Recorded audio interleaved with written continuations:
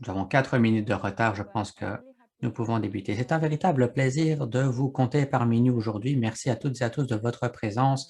Je souhaiterais souligner que Madame Camprou et Madame Jorowski ont présenté leur étude aujourd'hui. Mesdames Camprou et Jorowski ont fait un travail fabuleux de rédaction pour réaliser une analyse et soumettre des propositions que nous allons partager aujourd'hui. C'est un plaisir de les compter parmi nous. Je remercie également toutes les autres personnes qui ont collaboré à nos côtés ces derniers temps de manière très régulière. C'est un véritable honneur de pouvoir compter sur une équipe aussi engagée.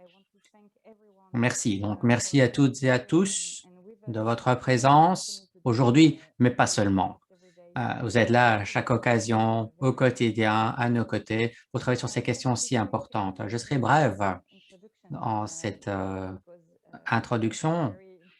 Brève parce que nous avons des orateurs et intervenantes très intéressants cet après-midi. Nous avons travaillé, bien sûr, sur la transition écologique avec le groupe des Verts ALE, un groupe de travail sur la transition écologique. Nous l'avons fait parce qu'il nous semblait important, lorsque nous voyons l'état de l'environnement actuel, que la situation continue de se détériorer, et ce, à différents niveaux. Par exemple, si l'on reprend les données de l'Agence européenne de l'environnement, nous constatons que 77% des types d'habitats et 60% des espèces protégées dans le cadre du droit communautaire se trouvent dans un statut de conservation défavorable. Si nous reprenons les activités de type criminel réalisées, notamment au niveau environnemental, eh bien c'est un secteur qui grandit très rapidement. C'est le quatrième type d'activité criminelle, donc environnementale à travers le monde, qui grandit de 4 à 5 ou 7 même % chaque année, selon Interpol notamment.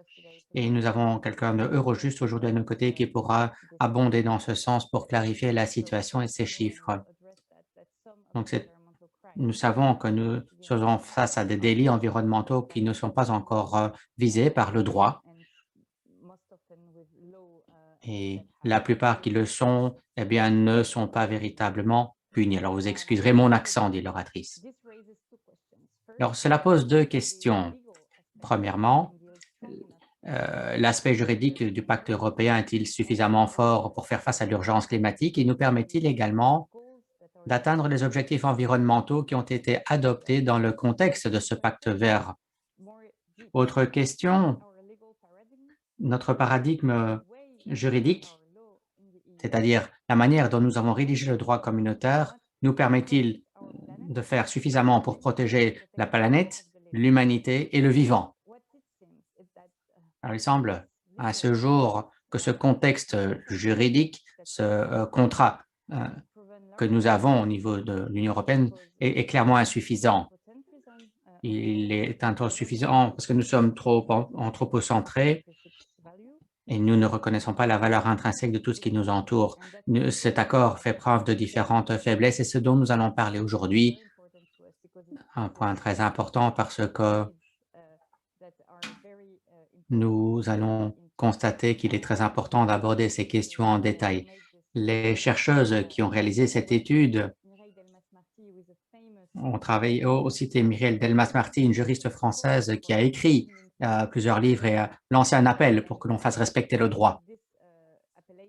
Avec cet appel qu'elle a lancé, nous voulons abonder dans le même sens et lancer la présentation de cette étude pour imaginer de nouvelles approches, une nouvelle constante sociale même, qui nous permet d'avancer pour plus de protection. Je ne vais pas entrer dans les détails parce que nos oratrices pourront le faire. Je voudrais en tout cas vous donner de plus en plus d'informations sur ce que l'on pourrait obtenir en matière d'environnement au niveau européen. Alors, en octobre 2020, nous avions lancé un appel à la reconnaissance des communs naturels à travers le monde et pour le respect de nos écosystèmes. Alors, c'est un appel important, c'est un progrès du Parlement européen, des institutions européennes pour plus de droits à la nature, droits de la nature. Cela a poussé tout le monde à se poser plusieurs questions, questions que nous nous poserons nous-mêmes encore aujourd'hui. Notamment, nous devrons trouver une réponse européenne aux questions qui se posent de nos jours. Alors, cet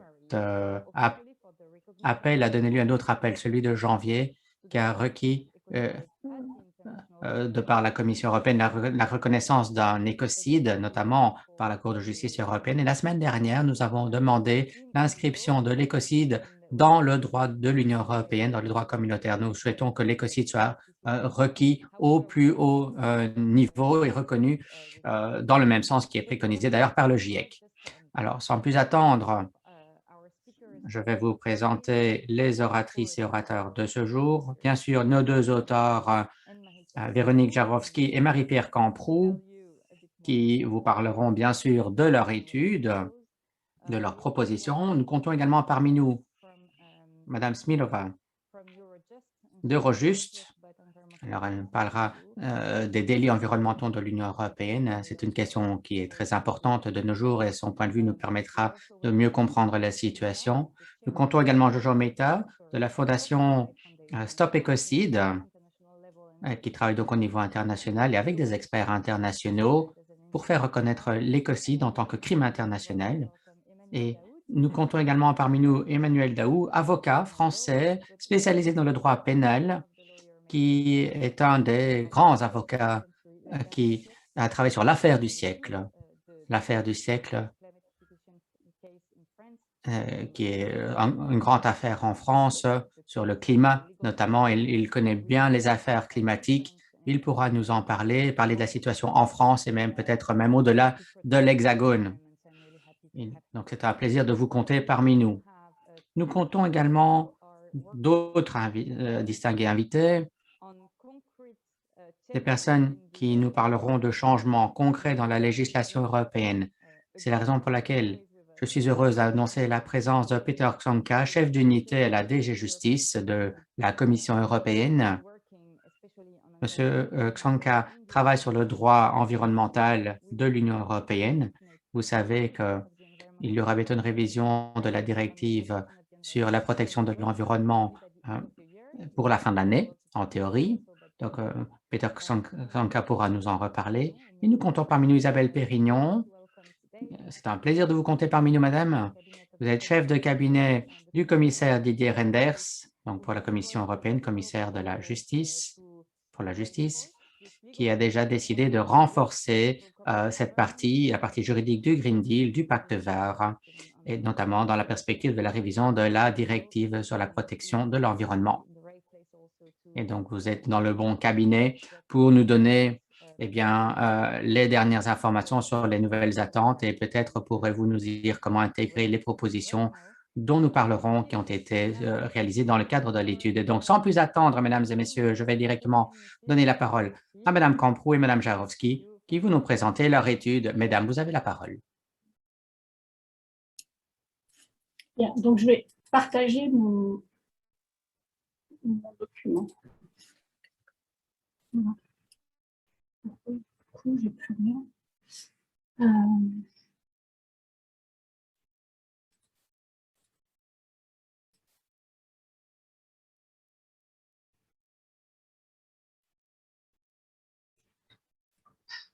Bon, excusez-moi, j'ai un problème. Comment je fais pour partager mon écran, mais vous voir quand même, parce que je ne peux pas, moi, ne pas vous voir pour parler.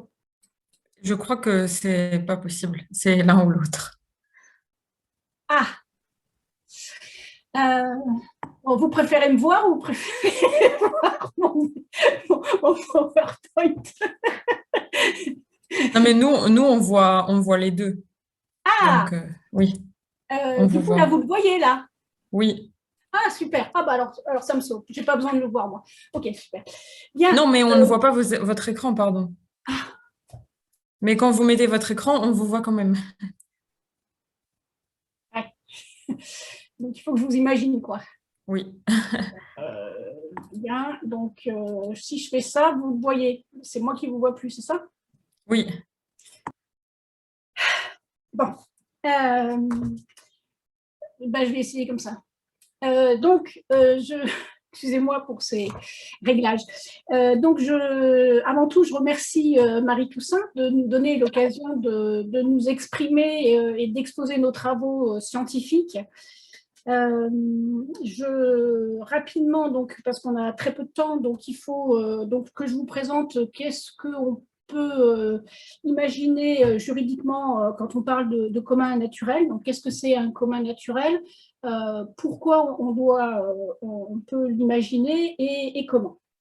Et puis ensuite, je parlerai de la possibilité d'une responsabilité civile en cas d'atteinte à l'environnement, puisque en France, effectivement, vous avez une action en réparation du préjudice écologique et donc une action en responsabilité civile en cas d'atteinte à l'environnement. Donc, ça peut être intéressant de projeter sur une responsabilité civile au niveau européen. Alors, sur les communs naturels, donc comment appréhender juridiquement la notion de commun naturel. Tout d'abord, donc c'est une entité, j'ai fait ce schéma, une entité indissociable qui est composée à la fois d'un objet naturel, donc la planète, une forêt, l'air, une espèce, et d'une communauté, des communeurs aussi, qui est composée du vivant et du vivant humain et non humain. Donc, les communs naturels, c'est le tout, c'est l'ensemble, donc c'est une unité composite et c'est aussi un système qui est fait de relations et d'interdépendance entre le vivant, donc humain et non humain, et entre la communauté du vivant et son écosystème, le milieu ou l'objet naturel. Donc, c'est un tout indissociable, un tissu de relations d'interdépendance entre des entités naturelles, humaines et non humaines. Donc, cette théorie qui doit œuvrer à la transition écologique de notre société prône un changement des rapports homme-nature, passant de la vision d'un homme qui domine la nature à celle d'un homme non seulement membre de la société humaine, mais aussi faisant partie d'une communauté de destin avec le vivant et intégré dans un système écologique planétaire dont il dépend. Et donc, cette théorie propose la vision d'un monde fini, limité, commun aux humains et aux non-humains, dépassant une vision purement utilitariste ou individualiste de la nature. C'est un monde du coup, quand je dis commun, c'est-à-dire de mise en commun et de vivre ensemble, un monde aussi qui est complexe et qui est systémique. Donc, on ne va pas vers la simplicité, mais le monde est une réalité complexe. Alors, cette théorie impose un changement de paradigme juridique. On devrait passer d'un droit qui repose sur une dissociation, une dichotomie entre sujet et objet de droit, et un droit donc opposant aussi deux intérêts, personnes humaines et le reste, et les personnes non humaines, et donc passer de ce droit à un droit de relation et de solidarité. Alors, dans ce droit des relations, ça ne veut pas dire qu'on va exclure la personnalité juridique, le patrimoine et la propriété, bien sûr, mais simplement, ce n'est pas des figures qu'on met en avant, puisque nous, on met en avant la figure du commun. Alors, quelles conséquences juridiques cette construction du commun naturel? Donc, l'objectif de cette théorie, c'est la conservation de l'intégrité des objets du commun et le maintien des communautés. C'est aussi le maintien des relations entre les éléments du système intracommunautaire et entre la communauté et l'objet. Et donc, c'est la pérennisation et la résilience de l'entité systémique et donc du tout systémique, relationnel et en termes de trajectoire, puisque là, on est dans un système qui est dynamique et donc on parlera plutôt de trajectoire. Donc, cette reconnaissance d'un commun naturel doit entraîner juridiquement la protection de l'usage, de l'accès par la communauté à l'objet naturel. C'est un usage commun donc à tous, qui donc n'est pas exclusif au niveau individuel sur une chose, donc un objet qui n'est pas approprié. Donc, la conservation et la pérennité de cet objet naturel qui est inappropriable va empêcher effectivement cette inappropriabilité empêche l'accaparement, la destruction de l'objet, et dans le but, effectivement, de permettre la survie du vivant humain et non humain. Ce qu'on peut appliquer ici, c'est le régime juridique de la chose commune, puisque en matière de choses communes, donc vous avez cette idée d'inappropriabilité de l'objet naturel, vous avez l'idée de l'usage commun des usagers, donc de tous, et l'obligation de conserver l'objet naturel lié effectivement à cet usage qui n'est pas exclusif.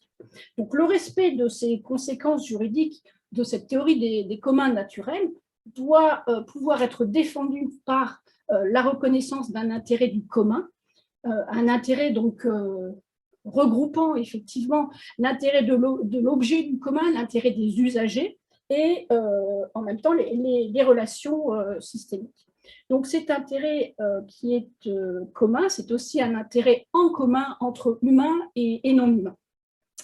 Cet intérêt qu'on peut qu'on peut dégager, peut faire l'objet d'une action en défense d'autant plus imaginable que, effectivement, en France, c'est ce que je disais tout à l'heure, vous avez une action en réparation du préjudice écologique qui pourrait finalement être considérée comme une première illustration de ce genre d'action. Alors, je passe effectivement à l'action en réparation du préjudice écologique. Donc, c'est la loi en France du 8 août 2016 qui a intégré une action en réparation du préjudice écologique dans le Code civil et qui définit, je vous l'ai donné, donc le préjudice écologique comme une atteinte non négligeable aux éléments ou aux fonctions des écosystèmes ou aux bénéfices collectifs tirés par l'homme de l'environnement. Donc ce préjudice, cette instauration dans le Code civil, c'est vraiment une innovation juridique. Pourquoi ?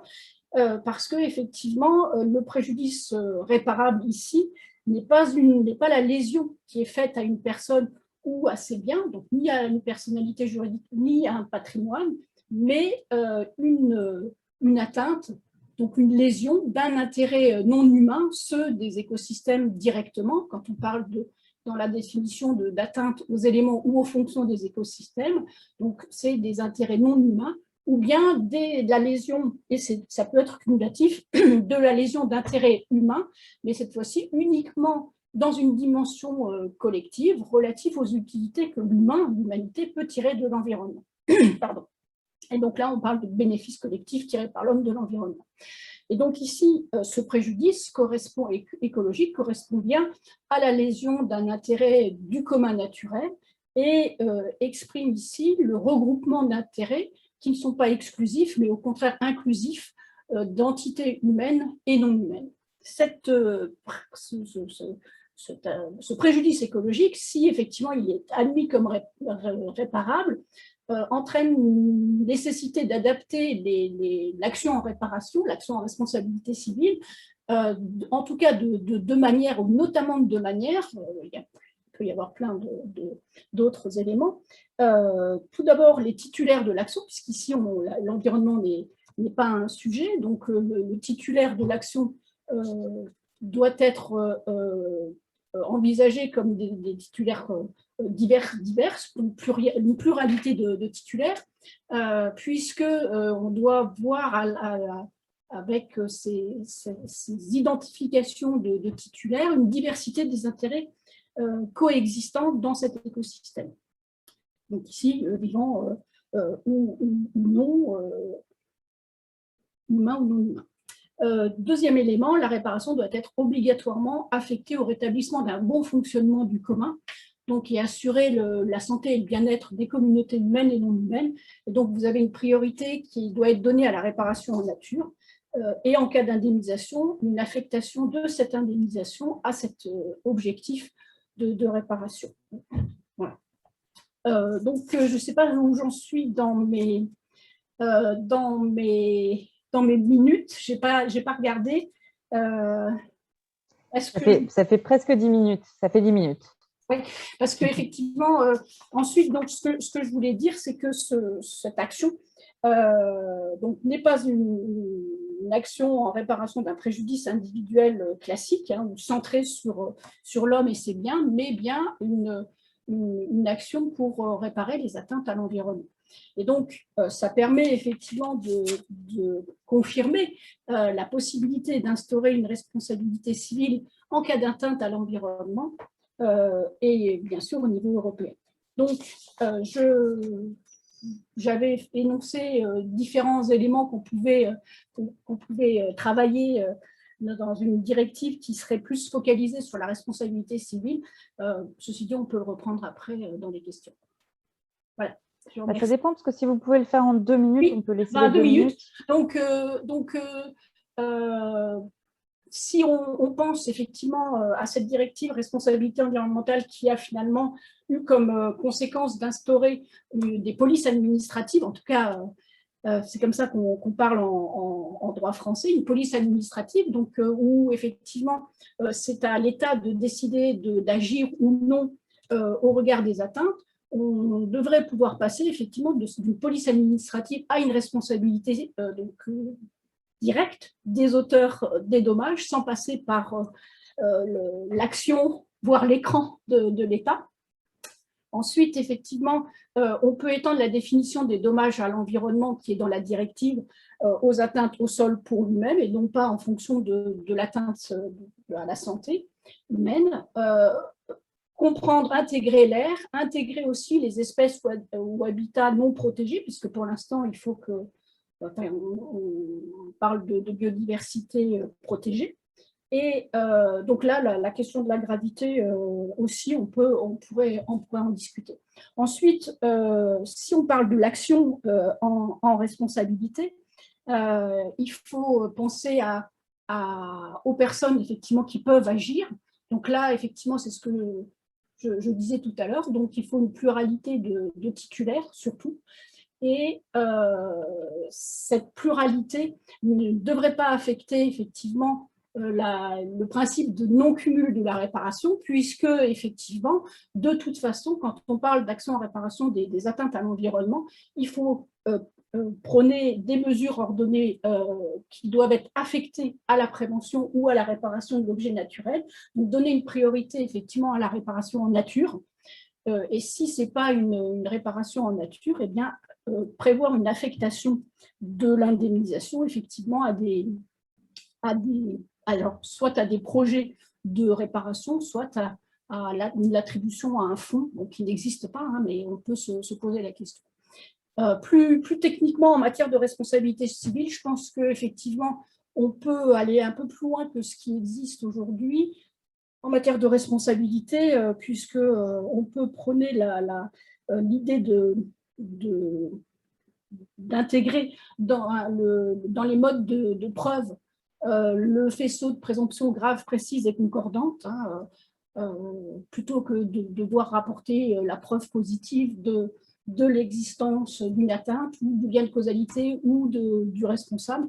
Il y a cette idée de faisceau de présomption grave, précise et concordante qui facilite la vie de ceux qui agissent, des demandeurs à l'action. Et puis, de l'autre côté, donc en matière de défense, il faut organiser donc la responsabilité in solidum entre les co-responsables, puisque dans les atteintes à l'environnement, vous pouvez avoir une pluralité d'auteurs, et donc dans ce cas-là, il faut prévoir cette coordination et effectivement regarder quelle est l'obligation à la dette et le recours en contribution qui peut exister. Voilà, très rapidement. Merci. Merci à vous. On se tourne vers Véronique. Oui, simplement, Marie-Pierre, est-ce que tu peux… Voilà. Ben oui, bien sûr. Bien, alors moi je vais en fait vous présenter la partie pénale de notre étude. Et donc le constat de départ, c'est qu'avec l'accélération des phénomènes de dégradation, la problématique et les enjeux environnementaux ont évolué, plaçant le monde dans un contexte d'urgence écologique. Et donc le défi actuel est la lutte contre l'impunité face à une criminalité environnementale qui est aussi bien nationale que transfrontière et qui ne cesse de s'accroître et qui met aujourd'hui en péril la sûreté de la planète et par voie de conséquence la survie même de l'humanité. Alors face à cela, un changement de paradigme juridique s'impose pour proposer un modèle cohérent où la place du droit pénal de l'environnement serait à réinventer. Alors, pour y parvenir, je vous propose un raisonnement en 2 étapes. Première étape, dans un premier temps, il faut se questionner sur la raison d'être du droit pénal, ce qu'on appelle la ratio legis, qui doit être raffermie face à l'urgence écologique. Donc concrètement, il s'agit de se demander quels sont les enjeux à relever et à sauvegarder, quelles sont les valeurs sociales essentielles dont le droit pénal doit se faire le protecteur attitré et institutionnel.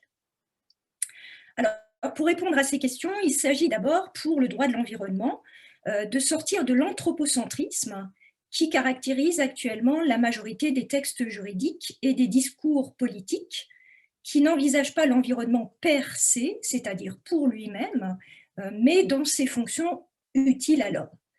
Donc, sortir de l'anthropocentrisme pour adopter une vision écocentrique basée sur des systèmes de relations et d'interrelations tournés vers un objectif global et commun, à savoir la viabilité de la planète et l'équilibre de la biosphère. Donc en fait, il s'agit de prendre conscience que lutter contre les atteintes à l'environnement, c'est certes lutter pour protéger l'humanité, présente et à venir, mais c'est aussi pour protéger l'équilibre de la planète et de tout ce qui la compose, c'est-à-dire aussi bien le vivant humain que le vivant non humain. Et donc, l'objectif est de mettre en place un nouveau système de valeurs fondé sur une approche systémique et universelle et de là consacrer de nouvelles notions juridiques propres à les représenter. Alors, parmi ces nouvelles notions juridiques, on pourrait dire que l'environnement à préserver est le patrimoine commun des êtres vivants, donc constitué de tout ce qui compose le commun naturel, qui, dans un rapport d'interdépendance, assure l'équilibre de la biosphère et la perpétuation du vivant humain et non humain. Et cette qualification de patrimoine commun des êtres vivants, elle a alors des répercussions en termes de sûreté de la planète, qui est une nouvelle valeur commune émergente à l'échelle internationale, et qui vise la viabilité de la Terre et avec elle l'avenir de l'humanité. Alors l'avantage de cette expression « sûreté de la planète » réside dans sa dimension englobante qui renvoie à l'équilibre de la biosphère, à l'intégrité des écosystèmes dans leur composition, leur structure et leur fonctionnement. Et donc la sauvegarde de la sûreté de la planète a ainsi vocation à constituer la ratio legis, donc la raison d'être, de nouvelles incriminations pénales issues du changement de paradigme juridique souhaité. Donc ces valeurs essentielles, une fois identifiées et consacrées juridiquement, vont permettre dans un second temps de délimiter la place du droit pénal pour consolider sa légitimité et sa pertinence au regard des enjeux et des objectifs assignés. Parce qu'en tant que sanction ultime, appelée dans des situations d'urgence écologique vitale pour l'humanité et la planète entière, eh bien, le droit pénal novateur ne peut en toute logique qu'avoir un champ d'application restreint. Donc, il convient d'opérer un recentrage de la réponse pénale sur les formes les plus graves d'atteinte aux écosystèmes. Donc, concrètement, il s'agit aujourd'hui de lutter contre les atteintes massives, substantielles, durables, portées au commun naturel. Et on ne peut plus se contenter d'une approche sectorielle parce que le développement de crimes globaux exige une réponse pénale de même nature, c'est-à-dire une approche systémique dans la protection que peut offrir le droit pénal. Donc, approche systémique qui n'existe pas encore dans les textes juridiques.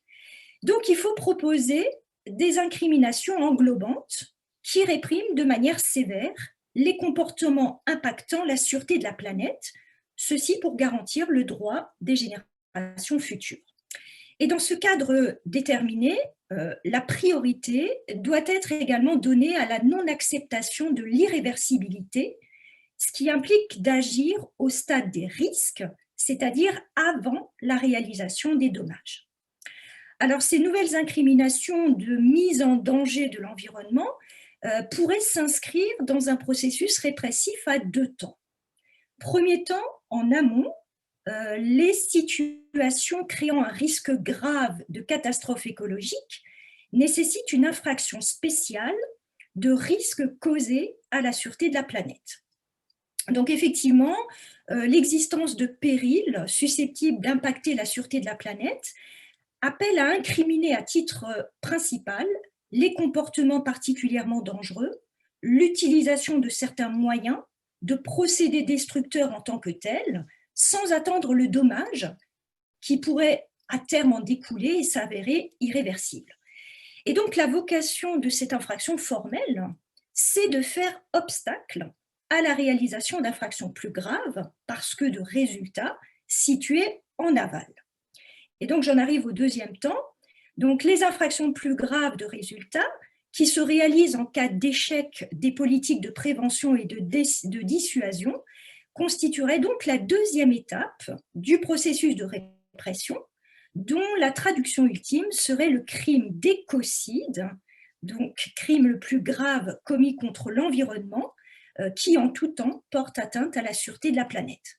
Donc l'écocide correspond à un endommagement grave et étendu d'un ou de plusieurs écosystèmes ou leur destruction qui peut avoir des conséquences sur plusieurs générations.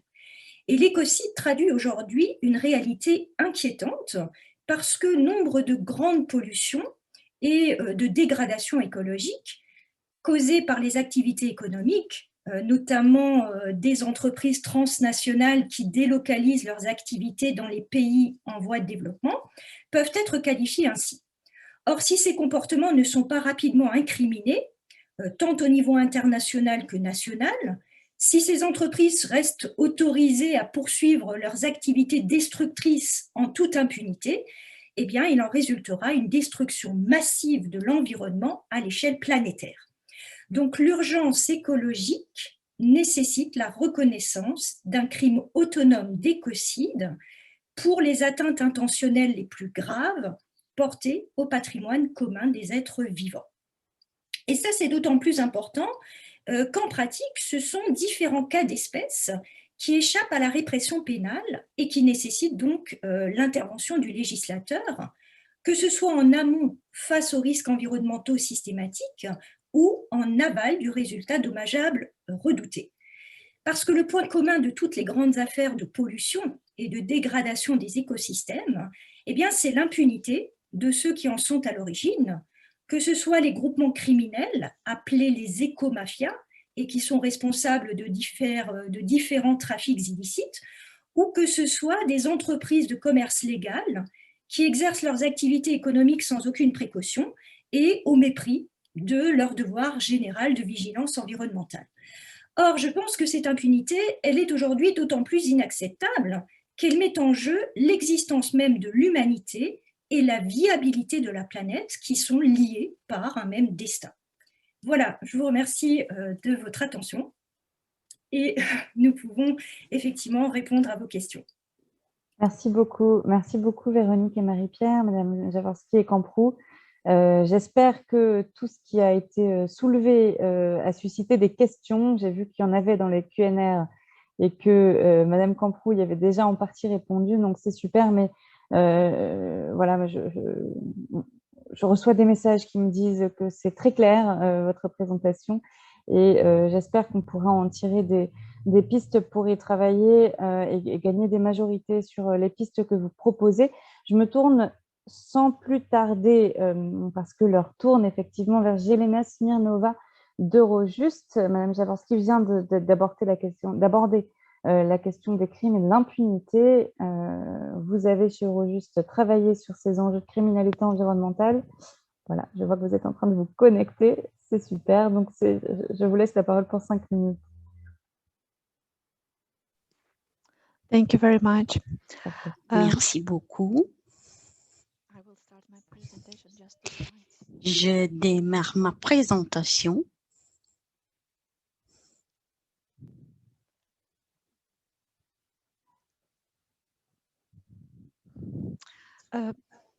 I'm extremely grateful for Je vous remercie pour cette opportunité de participer aujourd'hui à votre rencontre.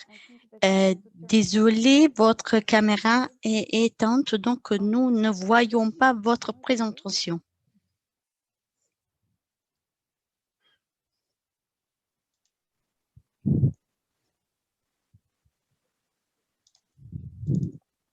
Is my option to start video deactivated? I cannot. Est-ce que je peux démarrer la vidéo parce que j'ai l'impression que je n'ai pas l'option de lancer la vidéo.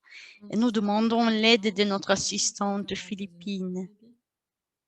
Mais peut-être il y a un souci de caméra parce que Your screen, Madame a les droits de lancer la vidéo, mais nous ne voyons pas la caméra. Start my video.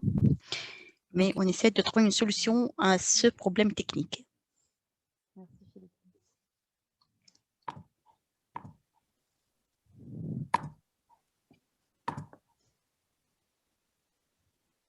Can you see? Allez, c'est bon. Go. Et voilà, Thank you again. merci beaucoup.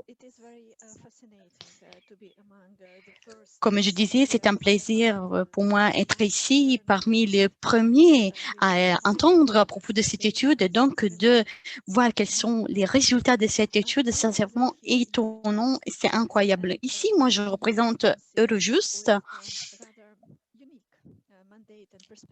Et donc, nous intervenons ici avec notre mandat qui est assez unique parce que nous représentons donc les mandats d'autorité juridique et d'États membres concernant des infractions de différentes natures, y inclut les infractions au niveau de l'environnement.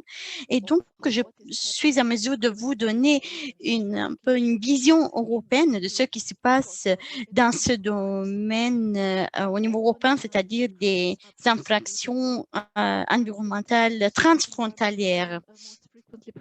Il s'agit très souvent donc de crimes environnementaux qui posent aussi des défis et des problèmes en termes aussi de poursuite des coupables, et surtout quand il s'agit de sociétés internationales.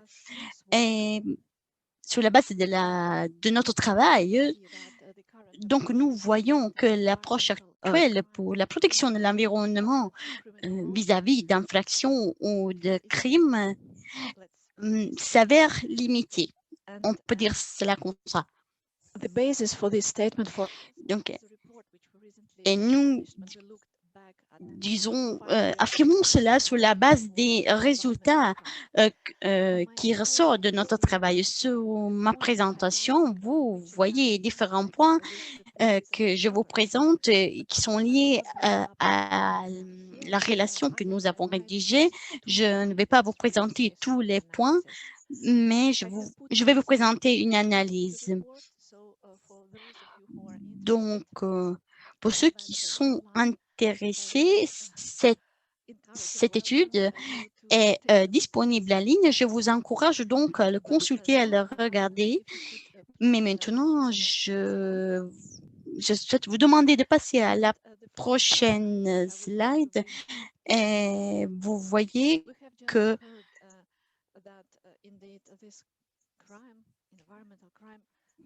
nous avons déjà entendu que les crimes environnementaux, normalement, aussi demandent l'intervention de plusieurs autorités, et parmi lesquelles aussi il y a Interpol. Ce que nous avons vu dans notre travail, c'est que ce genre d'infractions et crimes représentent moins de 1% de tout le travail accompli par Eurojust. Et donc, cela, c'est totalement insuffisant et aussi c'est inadéquat. Donc, nous avons besoin, nous aussi demandons de la coordination au niveau européen. Ici, vous voyez quels sont les pays qui sont les plus actifs de la dénonciation de cas à Eurojust. Nous travaillons sur la base aussi des affaires qui sont aussi reportées à Eurojust, donc toutes les affaires qui font déjà l'objet des poursuites et aussi des processus et des procédures dans les différents États membres. Vous voyez qu'ici, approximativement, moins de 10 cas par an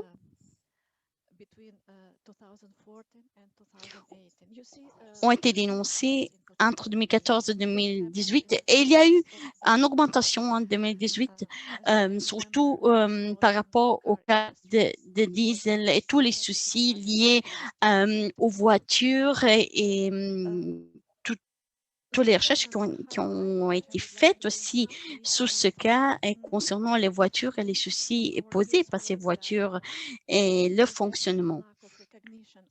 Il y a aussi un manque de reconnaissance de ce genre de crimes liés à l'environnement, parce que les procureurs doivent faire appel aux soi-disant crimes associés aux crimes environnementaux. Et donc, ces genres de crimes aussi sont liés à d'autres genres de crimes, des criminalités organisées, des faux usages de faux et plusieurs infractions aux crimes. Mais il faut toujours avoir d'autres crimes, d'autres natures qui sont liées à des crimes environnementaux. Et c'est pour cette raison aussi qu'il faut une énorme coopération internationale.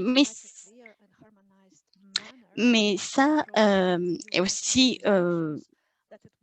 ça arrive aussi parce que les crimes environnementaux n'ont pas une définition claire et donc c'est compliqué de pouvoir les punir ou de pouvoir tout simplement les poursuivre. Donc,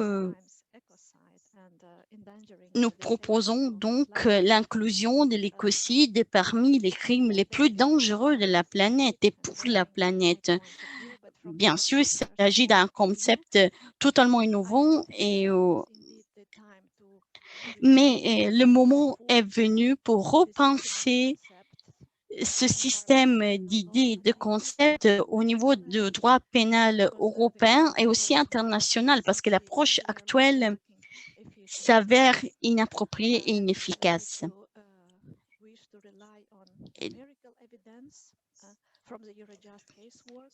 Et donc, si vous voulez, vous pouvez aussi utiliser les résultats du travail d'Eurojust pour pouvoir sensibiliser aussi votre cause auprès de tiers. Et moi, je m'arrête ici. J'espère que vous avez trouvé cette étude utile et intéressante. Je me félicite pour le travail accompli et pour l'étude. Merci. Merci, félicitations à vous. Et merci Philippine aussi d'indiquer les liens du rapport aussi dans le chat de Zoom, comme ça tout le monde peut y avoir accès. Et merci beaucoup d'avoir aussi respecté le temps à votre disposition. Merci aussi de m'avoir invité à participer à cette discussion et merci aussi aux auteurs de cette étude qui est très, très importante. Parce que c'est très important pour faire face à la crise écologique dans laquelle nous nous trouvons.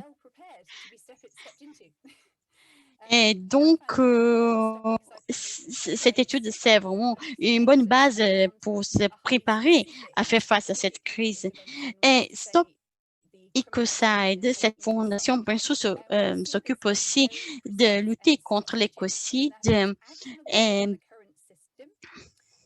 Bien sûr, nous analysons ce qui est possible de faire aussi dans le système actuel dans lequel nous nous trouvons, identifiant aussi des systèmes aussi de coopération et de sécurité aussi de coopération. Et donc, nous voulons vraiment développer et contribuer à un nouveau modèle juridique au niveau global aussi. Et donc, nous nous engageons aussi dans le développement d'un droit différent concernant l'écocide de l'environnement et aussi avec la participation des pays membres. Et donc, du point de vue juridique, nous avons vraiment présenté une proposition à l'Union européenne pour présenter l'écocide comme un crime international. Et il y a eu vraiment un intérêt politique important et pour créer aussi un groupe d'études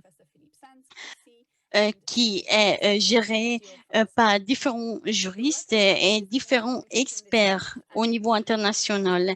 Et ce groupe d'études a accompli un travail qui sera publié et il y a plusieurs projets aussi au niveau européen. Il y a un projet géré par des juges et d'autres experts qui tiendra compte aussi des résultats du travail de notre fondation. Donc, pour aussi identifier ce nouveau cadre juridique dans lequel nous pouvons vraiment aboutir à le résultat que nous souhaitons.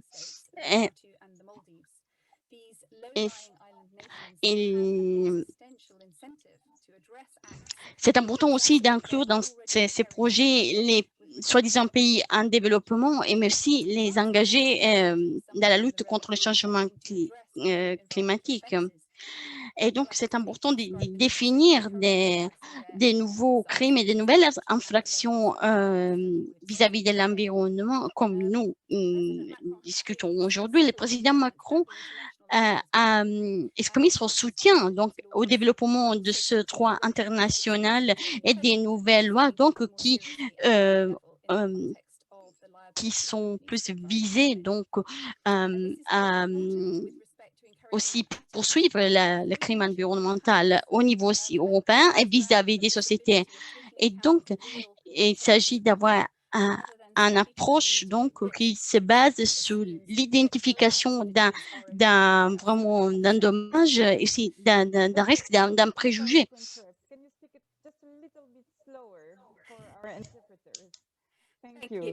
I'm sorry. Je suis désolée. On demande à l'intervenant de parler un peu plus lentement. C'est important aussi de parler de la Belgique dans cette conversation. Le gouvernement donc, de la Belgique dans les derniers 4 ans, a inclus dans son activité gouvernementale cette perspective. L'Espagne, Luxembourg et d'autres pays aussi ont exprimé leur intérêt dans ce travail. Le comité pour les affaires étrangères de l'Espagne aussi s'est engagé dans l'analyse de ce domaine juridique et Luxembourg aussi a exprimé son intérêt et son soutien à cette activité. Donc, il y a des initiatives qui soutiennent des activités de protection de l'environnement.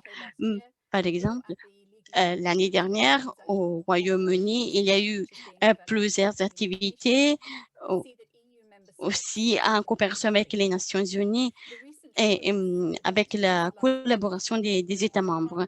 Le mois dernier, au Parlement européen, comme on a dit déjà auparavant, il y a eu des actions dans ce sens. Donc, ça montre qu'il y a vraiment une volonté d'avoir un droit plus efficace, une volonté aussi d'harmoniser et d'évoluer sur le plan juridique. Dans le domaine public, il y a un intérêt important aussi, des exemples aussi, comme une nouvelle initiative suédoise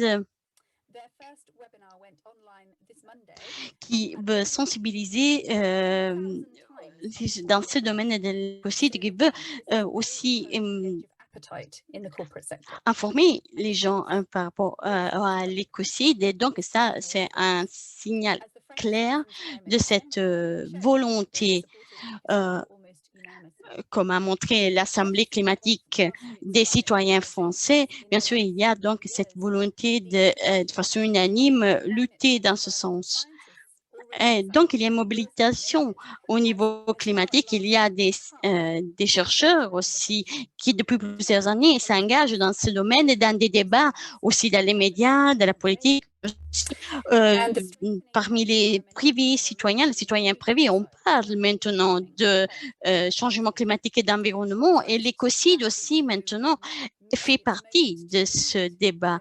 Donc, le moment est arrivé vraiment de guider ce débat. Je voulais seulement dire que la criminalisation de l'écocide aussi au niveau de la Cour pénale internationale comme au niveau de l'Union européenne aura vraiment un impact très, très fort dans le développement et là aussi la mise en œuvre du droit environnemental. Et donc, c'est vraiment un pas très, très important, un développement très, très important dans notre débat et dans ce cadre. Donc, la Fondation Stop Écocide, voilà, en très belle coopération avec à la fois les organisations et les parlementaires du monde entier qui se saisissent de cette bataille-là. C'était important d'avoir ces deux points de vue d'Eurojust qui travaille contre la criminalité environnementale, de celles et ceux qui portent à travers une action quotidienne, les propositions notamment portées par Madame Jaworski dans cette étude. Je me tourne maintenant vers Monsieur Daoud, qui est un praticien du droit. Or, on a besoin, pour pouvoir échanger sur les nécessaires évolutions du droit, d'avoir aussi des avocats avec nous autour de la table qui défendent au quotidien à la fois les droits de la nature et les droits des personnes. Donc, Emmanuel, je vous donne aussi la parole pour 5 minutes. Merci Marie. Bonjour à toutes et à tous. Je compte sur vous Marie, sur toi Marie d'ailleurs, pour tenir le chrono, puisque comme tout avocat, je vais être nécessairement un peu bavard. Mais je vais faire 2 observations liminaires. La première, c'est que je vais peut-être surprendre certaines et certains d'entre vous, et en incarnant le rôle de l'imbécile heureux, il en faut toujours un dans un débat, et je vais expliquer pourquoi. Et ensuite vous dire ce qui se passe en France, parce que je ne vais pas aller sur le terrain européen ou international. Il y a des spécialistes beaucoup plus compétentes ou compétentes que moi, et surtout en 5 minutes, on n'a pas le temps de tout couvrir. Imbécile heureux, pourquoi ? J'ai prêté serment le 3 février 1988 et j'exerce la fonction l'émission et l'expertise d'avocat pénaliste depuis maintenant 33 ans. Et je puis vous dire qu'entre 1988 et 2021, la prise de conscience quant à la nécessité de protéger l'environnement et le climat en France, en Europe et dans le monde, mais je vais parler de la France, est sans commune mesure avec ce à quoi nous étions confrontés au regard des pratiques professionnelles des magistrats en particulier, qui sont ceux qui poursuivent pour les procureurs de la République ou ceux qui jugent pour les magistrats du siège. Et il y a cette prise en considération de l'urgence climatique, de l'urgence environnementale, à tel point, et je cite cet exemple, pour certaines et certains d'entre vous, vous le savez déjà, la Chambre criminelle de la Cour de cassation, à l'initiative du procureur général près de la Cour de cassation, pour les non-juristes français, c'est la plus haute juridiction de l'ordre judiciaire, a lancé un cycle de formation sur la criminalité afférente aux droits de l'environnement, ou plus exactement aux atteintes à l'environnement et au climat. Et lorsque la plus haute juridiction de l'ordre judiciaire français se lance dans ce type de cycle de formation à l'attention des communautés de juristes, mais aussi et avant tout, évidemment, des magistrats, cela veut dire que les choses sont prises en considération. Deuxième élément d'observation, c'est que vous avez eu la transposition dans le droit positif français à l'occasion de ce que l'on a appelé la loi du parquet pénal européen, c'est une loi de décembre, de la création de ce que l'on appelle la Convention judiciaire d'intérêt public environnemental. Cela veut dire quoi en langage clair pour les non-juristes? Cela veut dire que les entreprises qui font l'objet de poursuites sur le plan pénal pour des atteintes à l'environnement peuvent passer un accord avec le parquet, le procureur de la République, pour reconnaître la matérialité des infractions qui leur sont reprochées dans un premier temps, trouver un accord pour réparer le préjudice qui a été causé et pour aussi se soumettre à un programme de monitoring pour surveiller que cette entreprise va avoir un comportement sur 2 ans, 3 ans, 4 ans qui soit un comportement compliant au regard de la protection de l'environnement ou du climat. Alors, je vais vite parce qu'on va essuyer les plâtres les uns et les autres. On ne sait pas comment tout cela va être mis en œuvre. Cela doit dépendre du ministère de l'Environnement. Il y a eu beaucoup de critiques sur cette CJIP. Est-ce que ça favorise ou pas l'impunité? Parce que quand on conclut cet accord, cela veut dire que l'entreprise en question ne voit pas de condamnation inscrite à son casier judiciaire. Et donc, toutes les questions de récidive, quand on commet à nouveau une infraction avec une aggravation des sanctions, ça ne va pas fonctionner. Les CGIP, les conventions judiciaires d'intérêt public telles qu'elles fonctionnent en matière des atteintes à la probité du droit, de la corruption, elles permettent d'éviter des sanctions contre les personnes physiques dirigeantes, et seules les personnes morales payent.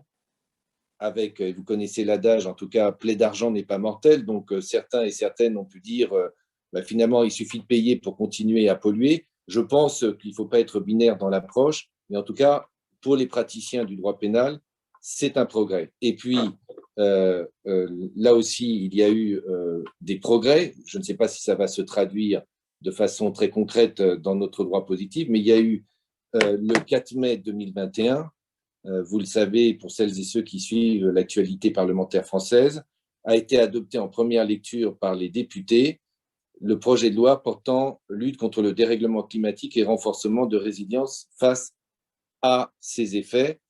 C'est la traduction tronquée, alors là je m'exprime de façon non politique, mais la traduction tronquée des engagements qui étaient portés par la Convention citoyenne notamment, qui ont trouvé une traduction dans la loi française de façon très lacunaire et très parcellaire, mais il n'en reste pas moins que le législateur, en première lecture, et ça va être soumis au Sénat au mois de juin, a créé 3 infractions. Et donc, à considérer, pour reprendre un peu ou prolonger les conclusions de mesdames Camproux et Jaworski, à considérer que la régulation par la voie civile ou la voie administrative ne suffisait plus et qu'il fallait donc prendre en considération les enjeux au regard des attentes des citoyens et de l'urgence aussi climatique. Et pour prendre en considération ces enjeux, il fallait nécessairement passer par la répression pénale parce que c'est au niveau symbolique ce que pouvait attendre la majorité des citoyens et des citoyennes français. Et donc, création de 3 délits. Le premier, c'est un délit de mise en danger de l'environnement, très insuffisant parce qu'il ne concerne qu'un nombre restreint d'actes, et très insuffisant parce que ce délit de mise en danger ne pourra être retenu par les juges français qu'à la condition qu'il soit démontré que cette mise en danger est susceptible de porter un préjudice durable, une menace durable, un risque de dommages graves, dit la loi, est susceptible de durer au moins 10 ans. Moi, je ne suis pas un ingénieur, je ne suis pas un enquêteur spécialisé dans l'environnement, mais je ne sais pas très bien comment on peut évaluer un risque avec un dommage grave qui va durer 10 ans, alors que la mise en danger, par définition, le risque n'est pas réalisé. En tout cas, ça existe. Voilà la première infraction. Il y a un délit général de pollution qui est inscrit dans ce projet de loi, qui souffre des mêmes imprécisions, et grand débat et grande polémique, délit d'écocide et pas crime d'écocide. Alors pour les non-juristes, le délit d'écocide, on est jugé devant un tribunal correctionnel. Un crime d'écocide, on est jugé par une cour d'assises en France.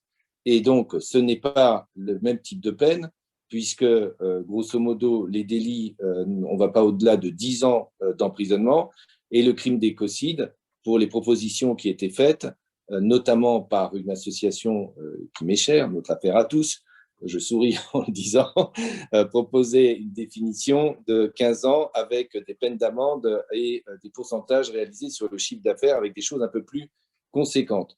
Ce délit d'écocide a été créé et donc est soumis à l'approbation du Sénat avec comme circonstance aggravante le fait qu'il aurait été commis intentionnellement. Donc, l'écocide est caractérisé s'il y a eu intention de commettre l'atteinte à l'environnement ou au climat. Voilà l'arsenal tel qu'il existe dans le droit français ou qu'il va exister dans le droit français. Est-ce que ça sera suffisant?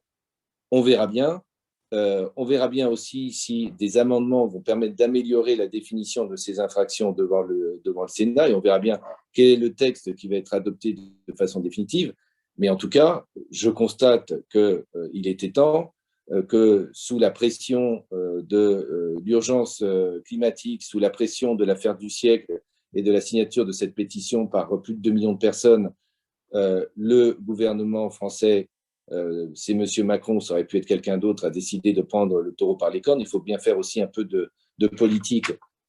Pour une fois, l'environnement devient un enjeu majeur dans les élections à l'occasion de l'élection présidentielle de l'année prochaine. Il ne faut pas faire preuve d'angélisme. Je peux être un imbécile heureux en disant que je constate des progrès, mais je ne vais pas faire preuve d'angélisme.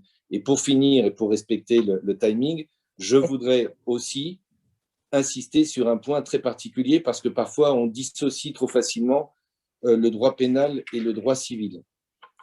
Les entreprises françaises d'une certaine taille sont soumises à la loi Vigilance. La loi Vigilance impose à ces entreprises d'une certaine taille de mettre en place une cartographie des risques et de prévenir toutes les atteintes aux droits humains et aux droits de l'environnement. Dans la transposition, le Parlement européen, je parle sous le contrôle de Marie, a enjoint à la Commission de présenter une directive loi vigilance qui sera donc transposée sur l'ensemble du territoire de l'Union européenne, qui ira beaucoup plus loin que la loi vigilance française. En tout cas, c'est le souhait de ces promotrices et promoteurs. Et dans cette loi vigilance à l'européenne, la protection de l'environnement et du climat va être fixée comme un objectif qui va s'imposer à toutes les entreprises sur le territoire de l'Union européenne. Et je pense que ça va arriver, peut-être que je me fais des illusions, et que je continue à rêver tout haut, mais cela va arriver finalement assez vite. Donc, si l'on voit que dans certains pays comme la France, mais aussi, comme l'ont dit les précédentes oratrices, on arrive à un droit répressif et normatif européen, et que dans le même temps, on arrive à avoir une loi plus collaborative, comme la loi Vigilance, pour obliger les entreprises à rendre des comptes à qui? À leurs actionnaires, à leurs parties prenantes, à leurs salariés, aux syndicalistes, puisque tout le monde peut les interpeller sur ce terrain-là. Et je crois qu'il y a une représentante d'une association qui œuvre de façon très active sur ces terrains-là, les Amis de la Terre, et qui a engagé comme notre affaire à tous également des contentieux sur le fondement de la loi Vigilance à l'endroit de Total, sauf à ma part, ou d'EDF, pour parler de grandes entreprises françaises. J'ai l'impression qu'il y a un cercle vertueux qui est en train de se mettre en place. Beaucoup de choses sont à faire. Il faut maintenir la pression, mais le praticien pénaliste que je suis, enfin que je crois être, voit qu'il y a des outils qui vont être mis à notre disposition avec la possibilité, et c'est toujours comme cela qu'il faut agir en ces matières, lorsque l'on dépose plainte, ne pas hésiter à activer l'aspect médiatique, parce que ce qui fait le plus mal aux entreprises, au-delà du bâton du gendarme et du bâton répressif, ce sont les enjeux réputationnels. Je vous remercie de votre attention. Merci Emmanuel. Alors, on a abordé beaucoup de choses et effectivement, on peut imaginer une synergie de l'ensemble de ces réformes vers un modèle, un changement de paradigme, puisque c'était le titre de l'étude de Marie-Pierre Camproux et Véronique Jaworski. Je me tourne maintenant vers M. Csonka, qui travaille au sein de la DG Justice de la Commission européenne sur la réforme de la directive. Je crois qu'on peut faire comme ça et finir par Madame Pérignon, mais vous me dites si je me trompe. En tout cas, c'était comme ça qu'on l'avait prévu. Je préfère commencer si c'est pas un problème. Alors, Madame Pérignon du cabinet de Monsieur Reinders, qu'on est très heureux d'avoir avec nous pour répondre sur l'étude et puis sur tous les enjeux autour qui ont été mentionnés depuis une bonne heure.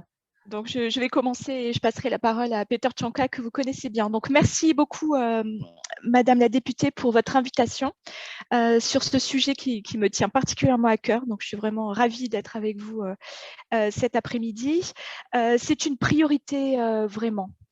Pour la Commission, vous l'avez vu dès le début, on a eu vraiment la présidente Ursula von der Leyen qui, dans ses premiers actes politiques, donc vraiment dans les premières réunions de décembre 2019, lorsqu'elle est arrivée et qu'elle a commencé les réunions du collège, a adopté donc le Green Deal et toutes les mesures autour du Green Deal.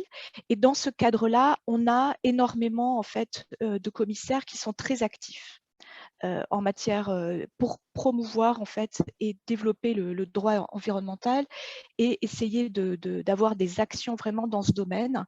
On est tous bien conscients et ça, je reviens sur l'étude que j'ai écouté la présentation avec intérêt, de l'urgence écologique et vraiment sur la lutte en fait contre la criminalité transfrontière que vous mentionnez en matière d'environnement. Pour nous, c'est vraiment un souci qui est vraiment très haut sur notre agenda. Donc, merci à Madame Véronique Jaworski et Madame Marie-Pierre Camproux pour leur étude.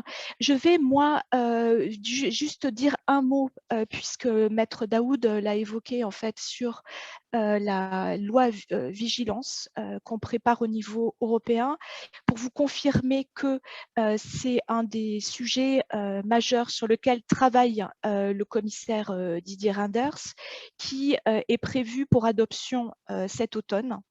C'est une proposition en fait législative qui est portée par plusieurs commissaires, y compris par le commissaire français, Monsieur Breton. Et je vais vraiment axer maintenant ma présentation sur le sujet en fait que vous m'aviez demandé, donc la manière dont le commissaire Reynders est vraiment actif pour lutter contre tous les crimes commis en matière environnementale. Et dans ce cadre-là, vous présentez en fait ce que l'on souhaite faire et ce que l'on souhaite adopter pour cette année. Donc, c'est prévu pour la fin de l'année. En matière sur la directive, donc sur la criminalité environnementale. Donc, c'est une directive que vous connaissez de 2008. Donc, ça fait 13 ans. Qu'elle existe. Et lorsqu'on a eu les premières discussions avec le commissaire Reynders, on a premièrement voulu évaluer en fait ce qui s'était passé depuis toute cette période. Et là, on s'est rendu compte, et je rejoins en fait la présentation qui a été faite par Eurojust, par Madame Sminerva, qu'en fait, en pratique, on avait quand même peu d'investigation. On a vu qu'Eurojust a quand même développé, mais les cas, c'est moins de 1%, comme ce qui a été mentionné, et qu'il était donc, on avait un instrument qui existait, mais en pratique, il n'était pas suffisamment utilisé, les sanctions étaient insuffisantes et il fallait vraiment faire une réforme. Et c'est pour ça qu'on a annoncé dans notre programme de travail pour cette année une réforme de la directive. Peter Czonka pourra vous expliquer. On a lancé donc une consultation publique. On prépare l'analyse d'impact qui est prévue pour le mois de septembre. Et on entend vraiment porter cette directive et cette révision pour la fin de l'année. Quels sont les points de vigilance? Pour nous, la première chose, c'est vraiment de clarifier l'étendue et le champ d'application de cette directive, de préciser les définitions légales. J'ai bien entendu Madame Jaworski sur ce qui existe en France, et on se rend compte en fait que quand on essaie de voir ça à l'échelle des 27 pays, on a vraiment des législations qui sont très différentes, des définitions qui sont différentes, et donc il est important en fait de vraiment savoir qu'est-ce qu'on va couvrir, voir si on peut inclure des nouveaux territoires, tels que par exemple les crimes en matière qui touchent en fait donc on appelle ça les crimes forestiers, donc qui touchent en fait j'ai rencontré des associations sur la destruction des espèces végétales, des formes des types de bois, etc. Donc ça, c'est vraiment ce qu'on est en train de voir et de réfléchir. Le deuxième point que l'on veut couvrir de notre directive, c'est aussi voir en fait les niveaux et les types d'infractions. Là aussi, on se rend compte qu'il faut être à la fois en fait plus précis, mais aussi pouvoir couvrir davantage tous les types d'infractions qui peuvent exister. Et comme il a été mentionné, on sait que souvent, en fait, ces crimes transfrontières, on parle des écomafias tout à l'heure, mais il faut vraiment en fait être vraiment très vigilant sur le fait que ça peut être en effet une source de crime organisé important pour le crime organisé importante, et donc de prévoir des sanctions plus importantes lorsqu'on sait que ce sont des groupes criminels qui sont derrière en fait ces infractions. Troisième point, et ce que l'on souhaite couvrir dans notre révision, c'est d'essayer de donner des outils supplémentaires à Eurojust dans ses actions de coordination, à Europol, OLAF et à tous les réseaux qui existent en matière de crime organisé dans ce domaine de la criminalité environnementale. Quatrièmement, on essaie aussi, on souhaite harmoniser des instruments qui vont nous permettre en fait de mener des enquêtes de manière plus efficace, et surtout en fait des instruments qui puissent nous aider lorsqu'on a un crime qui est transfrontière. Parce que ça, c'est vraiment une tendance que l'on a observée depuis 13 ans. Donc ça, c'est vraiment les points sur lesquels on est en train de réfléchir aujourd'hui. Et justement, je trouvais que avoir votre étude aujourd'hui, pour nous, était intéressant parce qu'on est vraiment dans cette phase d'exploration et de discussion. Et on annonce donc une réforme de la directive, mais on veut s'appuyer sur les travaux en fait qui existent au niveau par les associations, par les ONG. On a aussi pris en compte en fait l'apport qui est très bien par le comité Yuri récemment sur la résolution sur la responsabilité des entreprises en matière pénale pour les crimes environnementaux. Donc ça, c'est un peu toutes nos pistes d'exploration et qui vont vraiment dans un sens de lutte et de renforcer en fait la lutte contre la criminalité en matière environnementale, ce qui est pour nous en fait un des points politiques majeurs. J'ai bien noté aussi votre appel à essayer d'inclure en fait l'écocide et le concept d'écocide dans cette étude. Tout ce qui se passe en ce moment et aussi au niveau environnemental. Là-dessus, en fait, nous, on est en train de réfléchir. On préfère à ce stade, en fait, essayer de se concentrer de manière concrète sur qu'est-ce qu'on peut réviser de manière urgente dans cette directive sur la table, donc cette directive de 2008. Mais j'ai bien noté en fait vos travaux et je serais ravie de garder contact avec vous et de poursuivre la discussion parce que j'essaie de respecter le temps qui m'était imparti. Merci.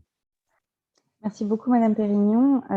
C'est intéressant et de voir aussi que vous laissez des portes ouvertes au cas où ce ne soit pas dans la directive, même si on va encore se battre pour la directive. Je crois parce que on a, voilà, parmi les interventions aussi, plus de réactions sur les crimes et l'écocide que sur la partie, je veux dire, civile, même si c'était plus large, ce que vous avez présenté, Madame Camproux. Mais en tout cas, sur cette nécessité, je crois, aussi bien en pénal qu'en civil, et on aura d'autres discussions sur la directive sur la responsabilité environnementale, mais à la fois de dépasser les barrières administratives, d'aller aborder la question des écosystèmes et des interactions entre leurs fonctions, puis de dégager de nouveaux intérêts. Genre, je le dis rapidement, moi aussi, parce qu'on est au niveau européen, si on parlait du droit français, je le dirais avec plus de précision, mais d'envisager juridiquement dans chacun de ces textes, et puis peut-être au-delà, des intérêts qui seraient partagés entre l'humain et le vivant. Voilà, je voulais remettre ça sur la table. Peut-être qu'on pourra en reparler si on a le temps, parce qu'effectivement, le temps passe. Mais merci beaucoup pour ces informations et puis surtout d'être là, de venir échanger avec nous et de garder cette porte ouverte à la future discussion. Je pense que c'est précieux pour chacune et chacun d'entre nous. Et voilà, on a aussi parmi les spectateurs, c'est souvent qu'ils les appellent comme ça, des juristes soit praticiens, soit enfin bon, tous praticiens, mais voilà, des professeurs, des juristes en association et puis des juristes en pratique, avocats, etc., avec qui je pense on serait tous ravis, voilà, de poursuivre. Donc, merci beaucoup, Madame Pérignon. Je me tourne vers Monsieur Xonka, du coup, pour la dernière intervention, puis après, on pourra peut-être essayer de prendre quelques questions. On en a quelques-unes dans le Q&R Et puis, on s'avance doucement vers la fin. Mais Monsieur Kronka, on est heureux, effectivement, de vous accueillir à nouveau sur ce sujet. Merci beaucoup, Madame la députée. Bonjour à tout le monde et merci encore pour l'invitation. Effectivement, je suis très heureux, moi aussi, d'être avec vous aujourd'hui et d'écouter cette conversation extrêmement intéressante et enrichissante qui fait suite à un dialogue que nous avons établi effectivement depuis quelque temps avec vous et avec vos collègues et qui fait partie de nos discussions sur la révision de la directive de 2008, sur laquelle Isabelle a déjà donné toute une série d'explications et j'ai vraiment pas grand-chose à rajouter, sauf peut-être pour la diversité linguistique. Je vais changer pour l'anglais, comme ça vous pouvez tous écouter l'interprétation et donner peut-être quelques réactions à chaud sur ce que j'ai entendu de la part des professeurs Kamprou et Jaworski sur l'étude et sur l'affaire du siècle. Donc, to switch to English. Donc, je m'exprime maintenant en anglais. Ma première réaction est liée au fait que la directive actuelle que nous avons couvre déjà donc ces genres de crimes. Si vous lisez la directive à l'article 3, le paragraphe E et 2 contient déjà cette notion de délit et donc chaque État membre après doit l'intégrer dans sa propre législation nationale. Donc, nous avons vu que tous les États membres l'ont fait et donc ils ont intégré ces délits dans leur système juridique de façon appropriée. Donc, ils ont intégré ce concept de délit environnemental dans leur système juridique. Donc, suite à cette directive, il y a eu donc un plan équitable de coopération en termes de poursuite, donc de criminalisation de ces délits en Europe. Mais cela ne veut pas dire que l'infraction qui est décrite dans cette directive ou dans les juridictions nationales sont effectivement après objet de poursuite. Et, donc, nous avons ce délit dans le cadre juridique, mais nous n'avons pas vraiment des procédures d'investigation pour plusieurs raisons. Et quelles sont ces raisons? D'abord, les délits décrits dans la directive sont tous liés donc à la violation donc de la loi de droit de la loi pénale. Et donc, il y a forcément un lien avec le droit environnemental européen. Donc, le crime, le délit existe s'il y a une infraction du droit environnemental. Donc, il y a un lien et ce lien n'est pas toujours clair, bien sûr, pour les procureurs. Donc, il y a un manque de clarité dans la procédure de poursuite, de comment on pénalise ces crimes et ces délits. Bien sûr, il faut changer ces méthodes. Il faut passer donc à un concept autonome, indépendant des délits environnementaux et donc sans attendre que le dommage et le préjudice soient là. Donc, il faut d'abord considérer les attitudes et les comportements. Et donc, cela est déjà aussi déclaré dans la directive et donc ça c'est déjà intégré dans les cadres juridiques des différents États membres. Mais nous pouvons aussi avoir une définition totalement indépendante de délit environnemental. Donc, même s'il n'y a pas de lien avec d'autres infractions, d'autres crimes, donc sans un lien avec les violations, donc par exemple, de droits ou manque d'autorisation, etc. Et donc, on peut établir qu'il y a une violation avant tout le processus d'investigation. comme par exemple les infractions de la loi sur la pollution, etc. Donc ça, c'est la première question qu'il faut vraiment discuter. Quelle est la méthode de criminalisation et comment on peut procéder dans ce sens, jusqu'où on peut aller dans ce sens. Et il faut bien sûr aussi débattre tout ça, en parler avec les autorités nationales, mais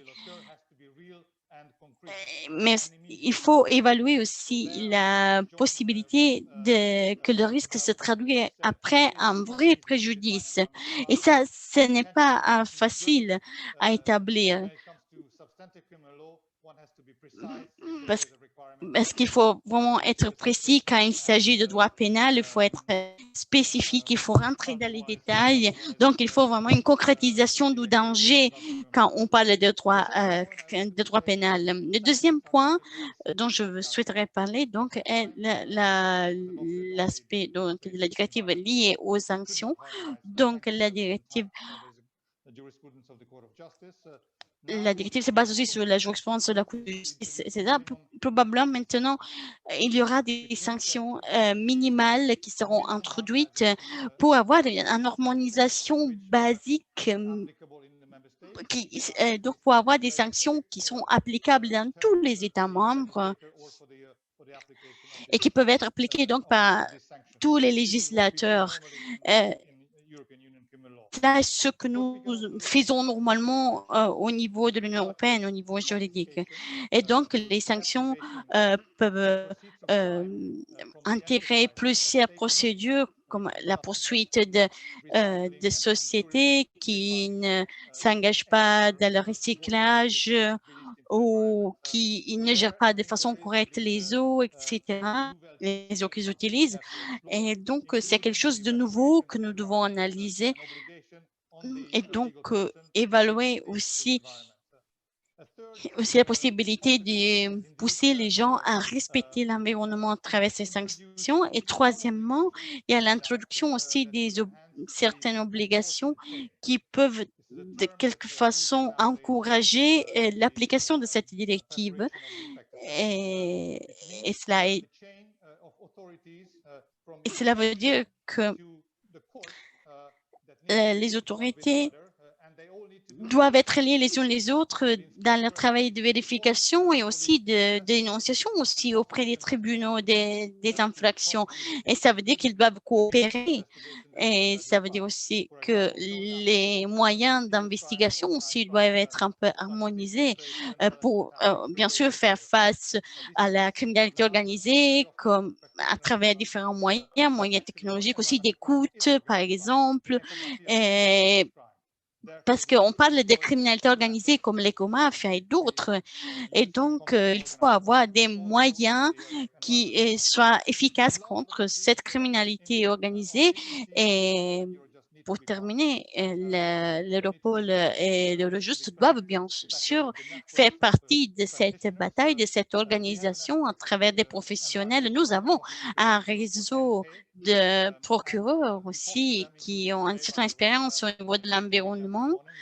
Je les ai rencontrés ce matin, j'ai parlé avec eux et ils souhaitent être aussi intégrés dans ce réseau de coopération. L'Eurojust et l'Europol sont aussi informés d'éventuelles procédures grâce à ce réseau aussi qui inclut des différents acteurs. Donc, je vous remercie pour toutes les informations que nous avons reçues aujourd'hui par le professeur Kavlu-Jacobs qui il y a plusieurs années, j'ai essayé aussi d'introduire ce concept indépendant de délit environnemental.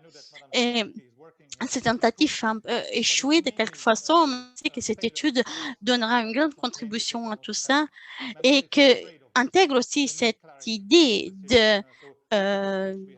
d'indépendance de ce délit. Et ça, c'est ce que les États membres nous demandent pour avoir de la clarté. Merci beaucoup. Merci à toi. Je crois, dans ta dernière phrase, tu as vraiment adressé les points les plus importants. Donc, nous sommes habitués à avoir une loi qui est anthropocentrique depuis des siècles, donc avec ces délits qui ne sont pas indépendants, qui sont liés les uns les autres. Et donc, on remonte au code napoléonien et donc toute la loi qui après découle de cela. Et nous avons une sorte d'héritage aussi qui nous bloque de quelque façon, qui c'est un peu un obstacle à cette définition de crime autonome et indépendant de l'écocide.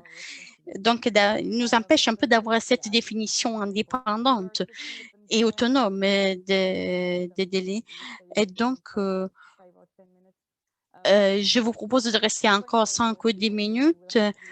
Mais pour ceux qui doivent nous quitter, je voudrais dire que les questions que nous avons reçues dans le chat viennent surtout de ONG qui sont engagées dans ce domaine et parlent aussi de diligence raisonnable et de reconnaissance donc de délits environnementaux. Et donc, ils parlent aussi de responsabilité criminelle. Toujours dans le cadre de diligence raisonnable.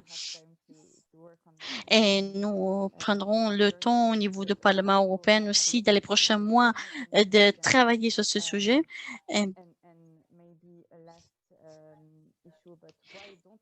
Et après, encore un point et une question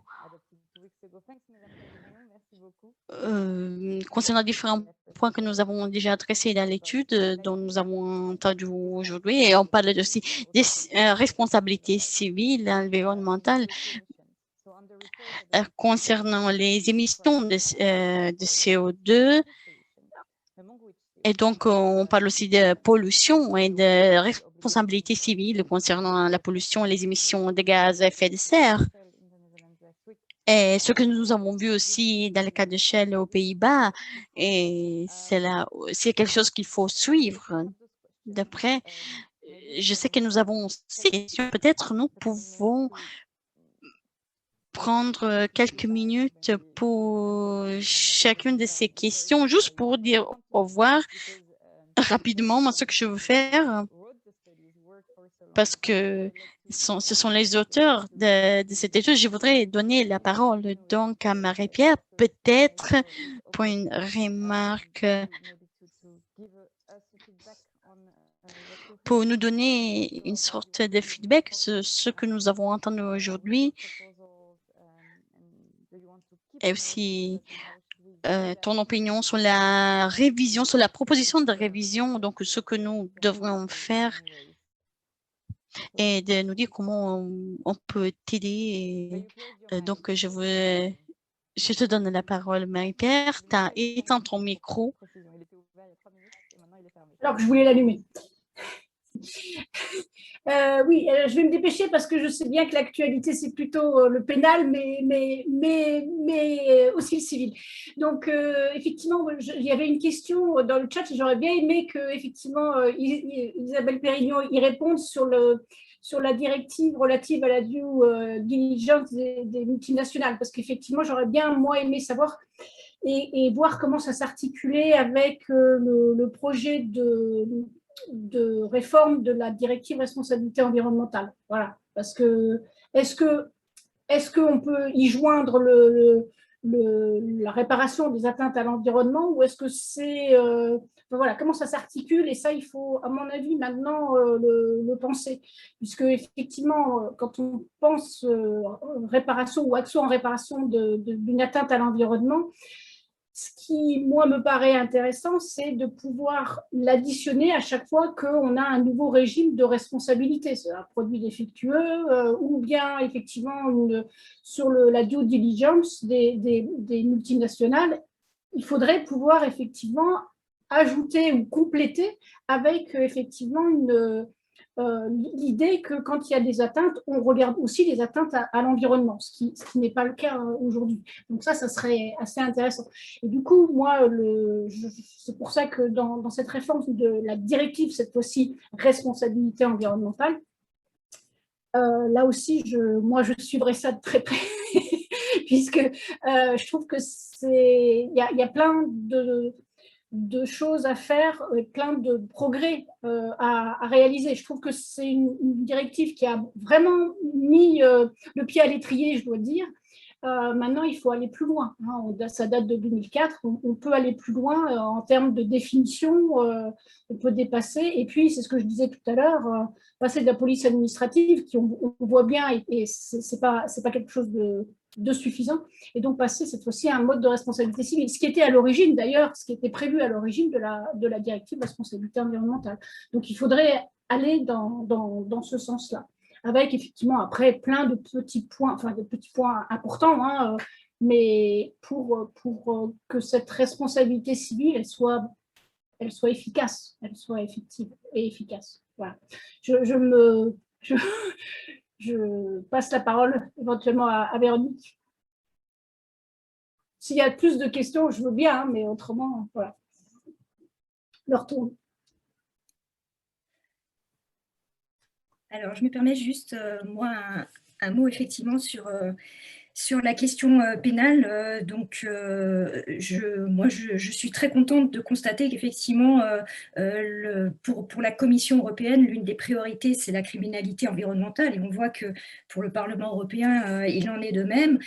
Et je pense qu'effectivement, dans les prochains mois, l'un des défis, c'est d'arriver à inscrire dans un texte contraignant des infractions autonomes qui soient détachées des barrières administratives, alors qui viennent compléter les infractions sectorielles, les infractions administratives, mais qu'on aille plus loin, effectivement, et qu'on donne une autre dimension à ce droit pénal européen de l'environnement, donc des infractions autonomes. Alors, juste pour préciser, parce que ça peut être motivant et stimulant, c'est que toujours dans le cadre de l'Europe, il faut savoir qu'au sein du Conseil de l'Europe, il y a également de profondes réflexions qui sont en train d'être menées sur cette protection de l'environnement par le droit pénal. Donc, il y a un groupe ad hoc d'experts qui a été créé là au mois de janvier de cette année. On a déjà commencé plusieurs réunions et en fait, les réflexions vont dans le même sens. Hein. Donc, il faut continuer à aller dans ce sens. Donc, il y a de profondes réflexions sur la reconnaissance d'infractions autonomes avec une approche systémique, voilà, qui va plus loin que les textes actuels. Donc, je dirais à l'heure actuelle, il y a un vent d'espoir qui souffle et qui vient de l'Europe. Parce que bon, on peut pas en dire autant forcément sur le plan national. Donc, je trouve qu'il y a vraiment un vent d'espoir hein, qui souffle et maintenant, il faut arriver à le concrétiser. Donc, dans les mois à venir, il faut arriver à concrétiser cet espoir. Voilà. Merci beaucoup, merci mille fois. Alors, le problème soulevé par M. Tsonka, c'est que ce sont les États membres qui vont nous bloquer, y compris en Europe, donc ça se répond. Mais avec force et courage et détermination, nous réussirons à la fin à surmonter tous ces obstacles. Maître Daoud, je vous voyais lever la main, vous l'avez baissée, mais vous pouvez aussi dire votre petit mot de la fin et merci beaucoup pour votre présence. C'est un petit mot très rapide pour réagir à ce que disait Madame Marie-Pierre Camproux sur l'aspect civil et sur la nécessité sur cette directive sur les due diligence de le prévoir. Alors oui, il faudra le faire. Je me permets simplement d'attirer votre attention sur le fait, je parle de le faire sur le plan européen, mais en France, d'ores et déjà, il y a des référentiels qui existent, qui sont édités par la compagnie des commissaires aux comptes, sur comment les entreprises doivent procéder à leur due diligence, notamment lorsqu'il y a des opérations de croissance externe. Et donc, lorsque l'on est avocat et que l'on veut mettre en cause la responsabilité civile des entreprises sur le terrain de la bonne méthodologie s'agissant des due diligence, y compris en matière environnementale, on n'est pas totalement démuni. Je ne dis pas que c'est la panacée, mais c'est quelque chose qui existe. Je voudrais aussi ajouter un point qui me semble, je ne connais pas suffisamment le droit comparé pour savoir si c'est quelque chose qui est très répandu en Europe, mais il me semble que c'est une avancée considérable sur le plan de la protection de l'environnement et du climat au travers de cette jurisprudence de la Chambre criminelle de la Cour de cassation, qui a jugé il y a moins de 3 mois que la responsabilité pénale de la société absorbée par la société absorbante ne disparaissait pas en raison de cette fusion-absorption. Avant cet arrêt, il y avait extinction de l'action publique, puisque l'on considérait que la société absorbée était morte, pour parler simplement. Compte tenu de la jurisprudence de la Chambre criminelle, une société absorbante devra répondre pénalement des agissements de la société absorbée, ce qui va donc aussi inciter les sociétés absorbantes ou potentiellement absorbantes de renforcer leur due diligence avant que de procéder à l'acquisition de telle ou telle société. Et dans les due diligence, il n'y aura pas simplement que le droit financier, le droit bancaire, le droit de l'environnement est aussi une donnée qui sera prise en considération. Alors, il y a je vous disais que j'étais un imbécile heureux, mais je crois qu'il y a que cette conjonction à la fois de la pression et ce vent d'espoir qui vient de l'Europe, mais aussi un vent d'espoir qui vient des juges qui prennent des initiatives, devrait peut-être nous conduire à voir les choses avec optimisme. Mesuré. Merci Emmanuel. Merci en tout cas pour l'invitation. Réalisé que si, non, merci beaucoup, que si on, je peux juste rajouter que si on en est à du droit comparé, effectivement, le vent d'espoir, vous avez le dommage écologique qui a été reconnu aussi par la Cour d'appel de Liège il y a la semaine dernière. Donc, effectivement, avec une indemnisation en cas de dommage à l'environnement. Donc, effectivement, ça va dans le même sens. Voilà. Merci. Il y a aussi, parce que je vois M. Tsonka hocher la tête, mais il y a aussi des formulations dans les directives qui devraient être appliquées telles quelles. Cette question de la mise en danger, et moi, je comprends la directive comme étant bien plus directe que ce que font les États membres, et notamment la France, quoi. Vous dites non, c'est une question d'interprétation après, hein, de quel côté on veut regarder le verre. Mais c'est dans le traité. C'est dans le traité. Ouais. Le traité donne une certaine marge de manœuvre aux États membres lors de la transposition des directives. Hein. Avec les règlements, c'est différent. Ils s'appliquent directement. Mais les directives, il faut les mettre en œuvre et les transposer dans le droit national. Voilà, alors on va demander un règlement préjudice écologique et écocide. Non, mais on ne vous entend pas du coup. Pardon. Hélas, dans le domaine pénal, matériel, on ne peut pas faire des règlements. Ouais, on peut faire que des directives. Bon. Jojo, do you want to say a last word before we leave? Jojo, est-ce que vous voulez rajouter quelque chose avant de terminer? Merci. Moi, je voudrais terminer avec un point d'espoir.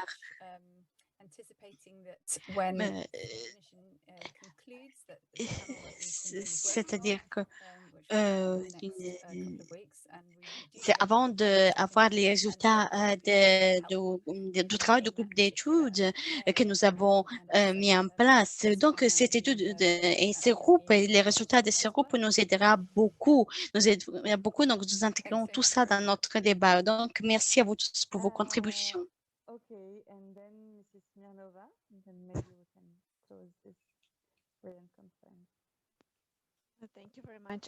Merci beaucoup.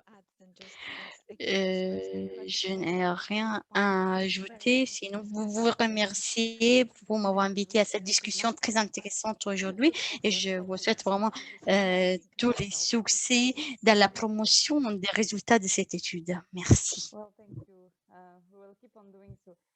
Merci beaucoup. Nous continuons sur ce chemin. Peter, est-ce que tu veux un dernier commentaire? Oui, si je peux. Je voulais partager un dernier commentaire. J'ai commencé avec Madame Disma-Marty il y a 30 ans, vraiment une discussion sur un bureau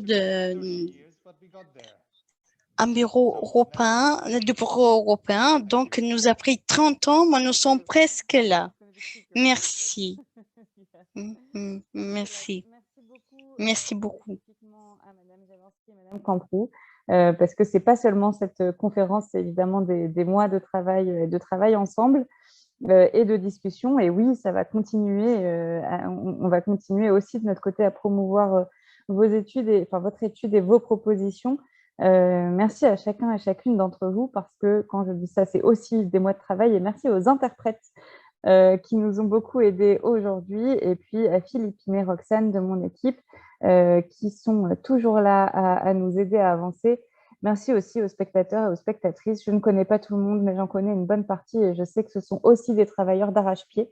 Je suis très heureuse qu'on réussisse progressivement à créer cette communauté de pensée et d'action au niveau européen, et je sais qu'on saura à la fois accompagner, suggérer et aussi mettre la pression suffisante quand il faudra à Peter et ses équipes, reste de la Commission européenne, et surtout de ce qu'on a compris aux États membres pour faire avancer nos propositions. Donc un grand merci à tout le monde, et puis je vous dis à bientôt. Au revoir, merci. Merci, au revoir. Bonne fin de journée. Merci à tous. Au revoir.